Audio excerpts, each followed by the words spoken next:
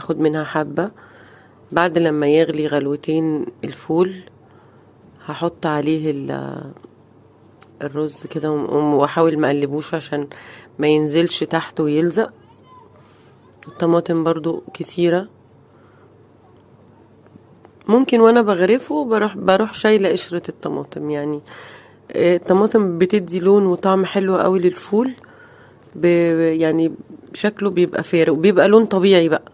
دي كربوناتو، ربع معلقة كربوناتو، بتخلي اللون فاتح، بتحافظ عليه وبتخلي السوا سريع واحسن.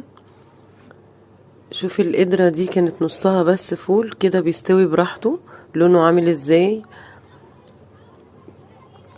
طعمه جميل بجد، طعمه كان حلو قوي يتاكل يعني من غير اي اضافات، من غير ما احط له حاجه، ولونه بيفضل زي ما هو. جربي وشوفي هيعجبك فعلا، ما بحطش اي اضافات.